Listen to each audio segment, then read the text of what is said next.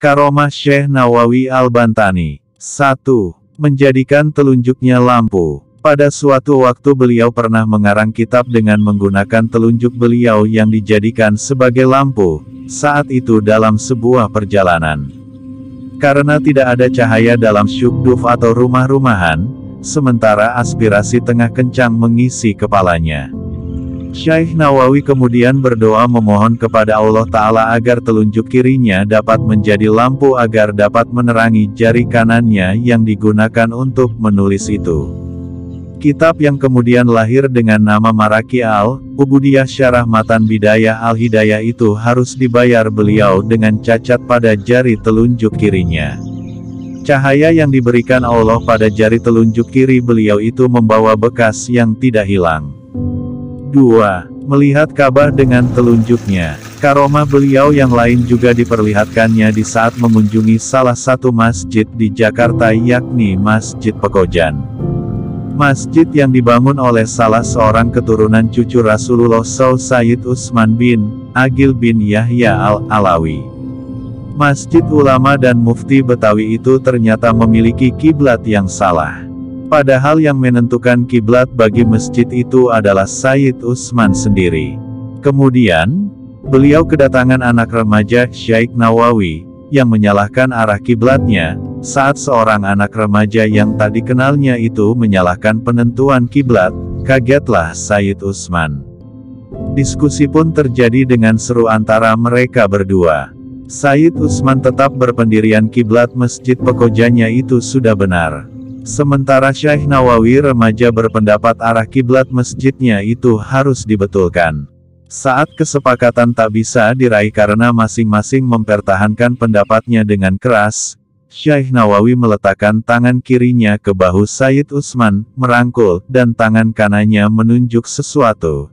Syekh Nawawi berkata, "Lihatlah Sayyid, itulah Ka'bah tempat kiblat kita. Lihat dan perhatikanlah. Tidakkah Ka'bah itu terlihat amat jelas? Sementara kiblat masjid ini agak ke kiri. Maka perlulah kiblatnya digeser ke kanan agar tepat menghadap ke Ka'bah," ujar Syekh Nawawi remaja. Sayyid Utsman termangu dan keheranan. Ka'bah yang ia lihat dengan mengikuti telunjuk Syekh Nawawi remaja memang terlihat jelas. Sayyid Utsman merasa takjub dan menyadari remaja yang bertubuh kecil di hadapannya ini telah dikaruniai kemuliaan, yakni terbukanya nur basyariah. Dengan karamah itu, dimanapun beliau berada Ka'bah tetap terlihat. Dengan penuh hormat, Sayyid Utsman langsung memeluk tubuh kecil beliau, dan berjabat tangan sambil mencium tangannya. Ketika Sayyid Utsman ingin mencium tangannya, ditariklah tangannya Syekh Nawawi. Sayyid Utsman pun kebingungan mengapa beliau tidak mau. Sayyid Utsman pun bertanya dan Syekh Nawawi menjawab, "Karena saya tidak pantas untuk bersalaman sambil dicium begitu olehmu." Subhanallah, alangkah bagusnya akhlak beliau. Sampai saat ini, jika kita mengunjungi Masjid Pekojan akan terlihat kiblat digeser, tidak sesuai aslinya. 3. Jenazahnya yang luar biasa. Telah menjadi kebijakan pemerintah Arab Saudi bahwa orang yang telah dikubur selama setahun kuburannya harus digali. Tulang belulang si mayat kemudian diambil dan disatukan dengan tulang belulang mayat lainnya. Selanjutnya semua tulang itu dikuburkan di tempat lain di luar kota.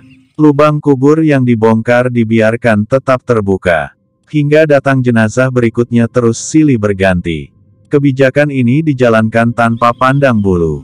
Siapapun dia, pejabat atau orang biasa, saudagar kaya atau orang miskin, sama terkena kebijakan tersebut.